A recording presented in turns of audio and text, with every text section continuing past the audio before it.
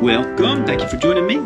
Good afternoon, good evening, good morning, wherever you are, whatever time zone you're in, who knows. I'm glad that you're taking the time to watch this because together we're going to make school great again. We are going to take back our classrooms by using some common sense. All right, let me tell you where I'm coming from. Again, my name's Kevin Porterfield. If you do not know me, if you haven't seen any of my videos, this is me. I have been teaching now for over 25 years. This is my 25th year, something like that. And I am also a voice coach, and I am, as of lately, a NLP practitioner. That's Neuro-Linguistic Programming, NLP. And I'm going to bring in some techniques from everywhere to make your classroom a wonderful place. Imagine that. Teaching can be the hardest job in the world. It can be so stressful, so painful. And I could go on and on and on and on and on. But we're going to focus on the positive. How do we make it the best ever? So let's start right here. I see headlines on the North Carolina Department of Public Instruction, their website headline. North Carolina holds steady on state assessments for math and reading. And wow, that's my state. Oh yeah, we're top 10 out of all 50 states. Come on. And so I read on, I'm excited. Yeah. Proficiency, 40 something percent proficient in reading for our 4th and 8th graders. We got 30 some percent proficient in math.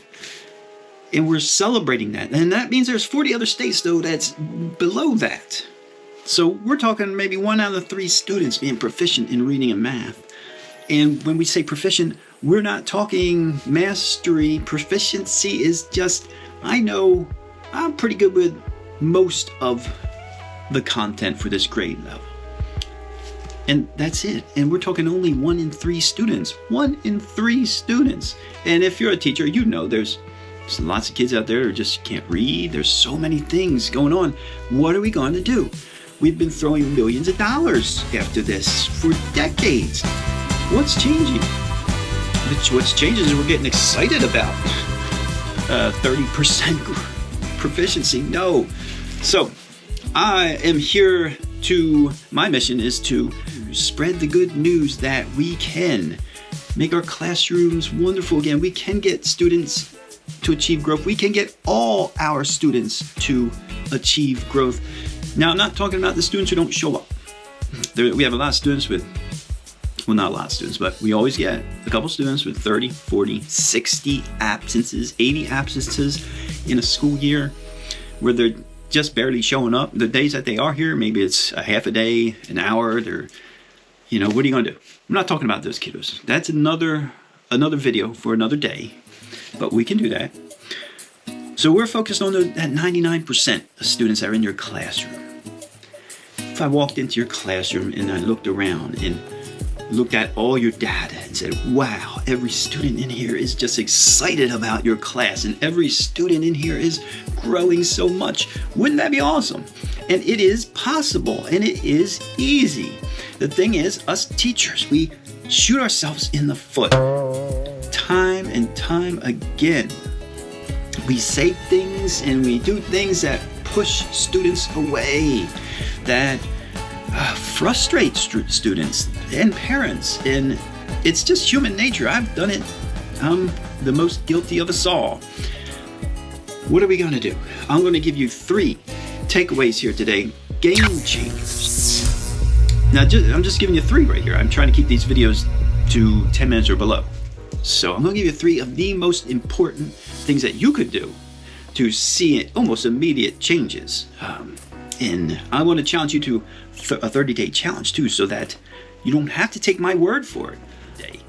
So 3 game changers. What am I talking about? 3 game changers. I'm telling you, this will change the game for not just your students, but your families, the people around you. Number 1 is the tone of your voice. The tone of your voice. And as a voice coach, this really came at me where I'm working with a lot of teachers. I have my own classes as well as I'm also working with other teachers, and I see this so much. And just people in general. You know who I'm talking about? The angry talkers. Angry, even, I don't want to say sarcastic, but non-authentic voices. All right, so we want our tone to be happy and positive. We want to have some melody in there, and it needs to be authentic though. We want to engage students with positivity. Right? That leads into the next thing, positivity. I'm not talking about the energy bus and being like, "Ooh, you rock, you're the best. You're the best student." Who's the best student? You are. Not talking about that kind of positivity, but that is great. Positivity is probably the number 1 thing. But let's take it even farther. With NLP, we talk about no negatives. You're not allowed to use any negative words. Positive words only. Positive phrases only. So for this 30-day challenge, I challenge you to keep a happy tone and only speak in positive words. And as you embark on this journey for 30 days, you're going to start noticing that, sure, I can start talking positive, and you'll start noticing that there's certain phrases that they don't sound negative. If I just wrote them down on paper, they wouldn't be negative. But given the situation, the context, the other person could easily take that as negative, as an attack. If you attack a student with your words, they put up this shield. And the same thing with your angry tone. If you have an angry tone, and we must get this done right now. I don't know what is going on here, guys, but let's go. That is, you're going to catch the kiddos who do everything you say. And top 10% of the class, maybe even top 20% of the class, they're going to succeed despite their teachers. And last but not least, desire. Unless students have a burning desire to learn, a desire to learn at least. Maybe they want to be a veterinarian. What do they want to be when they grow up? If they can't answer that question, what desire do they have to get up in the morning and to do their best in school? Now that desire is on them, and we can help that as teachers. But also, what I'm talking about is squashing desire. A lot of times our tone and the things we say and the way we grade.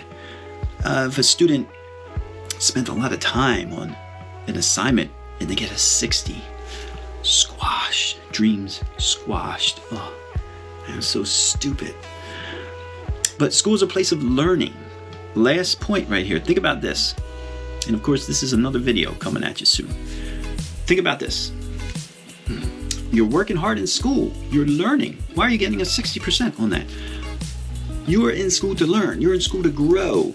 A lot of us teachers and administrators are concerned with being fair. If they didn't do that assignment, they get a 0. To be fair, right? And then their grade looks horrible. But just looking at someone who did do an assignment, they worked their butt off on here. You don't know how much time they put into that work. And they get a 60. Squash. So, what's more important? Do we want our students to grow and achieve? Right? Look at your school improvement plan. I bet you something like that is in there. They want to see student growth. And you can't see student growth when you're squashing them under your thumb, when you're squashing their dreams, you're squashing those students down. So think about that. Is the goal of having your students in your class to be fair, to make sure every person gets the grade they deserve because that's what they did? Or is it growth? Do we want to see these kids grow? Think about it for a minute. Think about that. And then think about your school and think about these things, how maybe these things just aren't happening in your school. We have such a totally different mindset. CYA, cover your butt. We